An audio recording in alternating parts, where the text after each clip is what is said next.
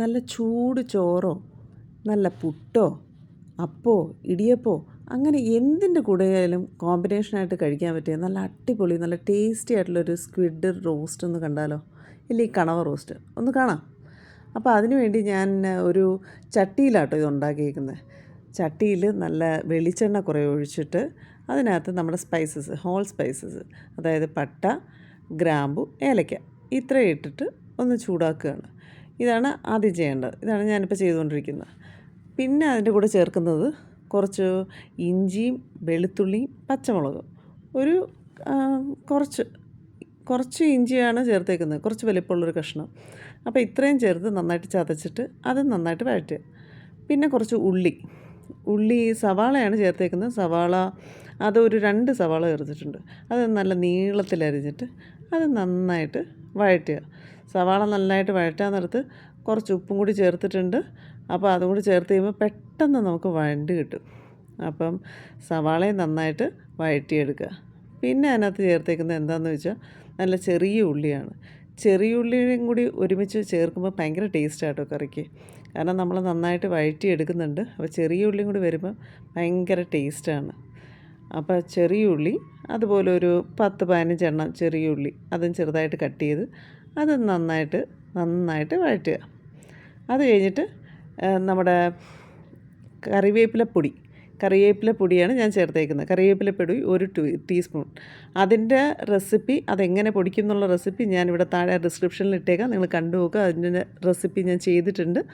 പിന്നെ മഞ്ഞൾപ്പൊടി കുറച്ച്, പിന്നെ കശ്മീരി ചില്ലി പൗഡറാണ് ചേർത്തേക്കുന്നത്. അത് 2 ടേബിൾ സ്പൂൺ ചേർത്തിട്ടുണ്ട്. കാരണം എരിവ് കുറവാണ്, പക്ഷെ നല്ലതാണ് കളറിനുമൊക്കെ. പിന്നെ കുറച്ച് മല്ലിപ്പൊടിയാണ് ചേർത്തേക്കുന്നത്. മല്ലിപ്പൊടി ഒരു 1/2 ടീസ്പൂൺ. പിന്നെ ഗരം മസാലയും ഒരു 1/2 ടീസ്പൂൺ. പിന്നെ കുരുമുളക് പൊടി ഒരു ടേബിൾ സ്പൂൺ ചേർത്തിട്ടുണ്ട്. കുരുമുളക് പൊടിയുടെ ടേസ്റ്റും കൂടി വരുമ്പോൾ ഭയങ്കര ടേസ്റ്റിയാണ്. അപ്പോൾ ഇത്രയും ചേർത്തിട്ട് ചട്ടിയിൽ നല്ല അടിപൊളിയായിട്ട് നല്ല പച്ചമണം മാറുന്ന പോലെ നല്ലതായിട്ട് വഴറ്റിയതിന് ശേഷം ഒരു 1.5 തക്കാളി, 2 തക്കാളി വേണ്ടി വരും. ചെറുതാണെങ്കിൽ 2 തക്കാളി വേണ്ടി വരും. അതും കൂടി ചേർത്ത് നന്നായിട്ട് വഴറ്റുക. ഞാൻ കുറച്ച് ഉപ്പ് കുറവായതുകൊണ്ട് കുറച്ച് ഉപ്പും കൂടി ചേർത്തിട്ടുണ്ട്. എന്നിട്ട് നല്ല കഴുകി വൃത്തിയാക്കി നന്നാക്കി വെച്ചേക്കുന്ന നമ്മുടെ സ്ക്വിഡ്, അല്ലെങ്കിൽ കണവ, കൂന്തൽ എന്നൊക്കെ ചില സ്ഥലത്ത് പറയും, ഇല്ലെങ്കിൽ കൂന്തൽ, ഇത് നന്നായിട്ട് ചെറുതായിട്ട് അരിഞ്ഞ് വെച്ചേക്കുക. നല്ല കഴുകി വൃത്തിയാക്കി നല്ല പിഴിഞ്ഞെടുക്കണം കേട്ടോ. പിഴിഞ്ഞെടുക്കണം എന്ന് ഞാൻ പ്രത്യേകം പറയാൻ കാര്യം നിങ്ങൾക്ക് കാണുമ്പോൾ തന്നെ മനസ്സിലാവും. ഇതിനകത്ത് നമ്മൾ വെള്ളം ചേർക്കുകയേ വേണ്ട, നല്ല പിഴിഞ്ഞാണ് നമ്മൾ ചേർക്കുന്നത്. പിഴിഞ്ഞ് ചേർത്താലും ഇത് കറി ഉണ്ടാക്കി കഴിയുമ്പോൾ നല്ലതായിട്ട് വെള്ളം ഇറങ്ങും. അപ്പോൾ ഇത് ചേർത്തിട്ട് കൂന്തലും കൂടി ചേർത്തിട്ട് ഉപ്പ് വേണമെങ്കിൽ കുറച്ച് ഉപ്പും കൂടി ചേർത്ത് അടച്ച് വയ്ക്കുക. അടച്ച് വെച്ചിട്ട് ഒരു കുറച്ച് നേരം അടച്ച് വെച്ചിട്ട് എടുക്കുമ്പോൾ തന്നെ കണ്ടില്ലേ, ഇതിനകത്ത് ഫുൾ വെള്ളം ഇറങ്ങും, ധാരാളം വെള്ളം ഇറങ്ങും കൂന്തലിൽ നമ്മൾ വെള്ളം ഒന്നും ചേർത്തില്ലെങ്കിലും കൂന്തലിൽ നന്നായിട്ട് വെള്ളം ഇറങ്ങുന്ന ഒരു മത്സ്യമാണ്. അപ്പോൾ അത് വെള്ളം വറ്റുന്നവരെ, അപ്പോൾ ഈ വെള്ളം വറ്റുന്നതാണ് നമ്മൾ കണക്ക് കേട്ടോ. വെള്ളം നന്നായിട്ട് വറ്റണം.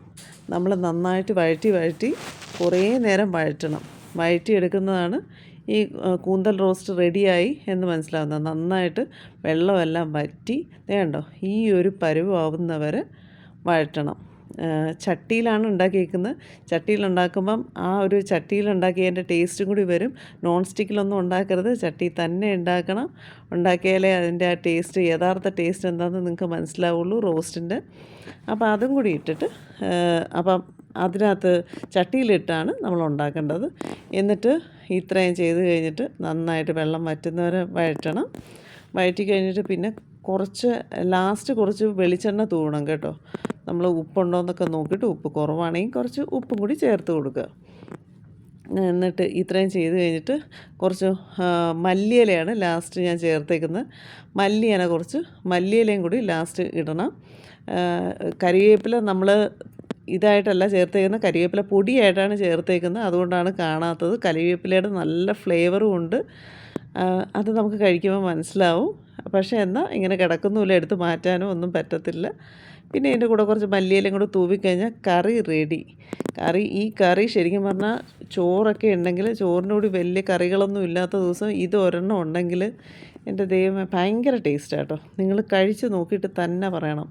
ചോറും നല്ല ചൂട് ചോറിൻ്റെ കൂടെ ഈ കണവ റോസ്റ്റ് ഒരെണ്ണം മതി. കണവ റോസ്റ്റും കുറച്ച് പുളിശ്ശേരിയും ഒക്കെ ഉണ്ടെങ്കിൽ നല്ല സൂപ്പറായിട്ട് കഴിക്കാൻ പറ്റും.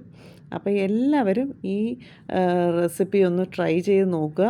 ഈ കണവ റോസ്റ്റ് എല്ലാവരും ഒന്ന് ട്രൈ ചെയ്ത് നോക്കണം. ട്രൈ ചെയ്ത് നോക്കിയിട്ട് എനിക്ക് കമൻസിലൂടെ എല്ലാവരും ഫീഡ്ബാക്ക് അറിയിക്കണം. എല്ലാവരും ടേസ്റ്റ് ചെയ്ത് നോക്കുക. എല്ലാവരും ഈ ചാനലൊന്ന് സബ്സ്ക്രൈബ് ചെയ്ത് എന്നെ ഒന്ന് സപ്പോർട്ട് ചെയ്യണം.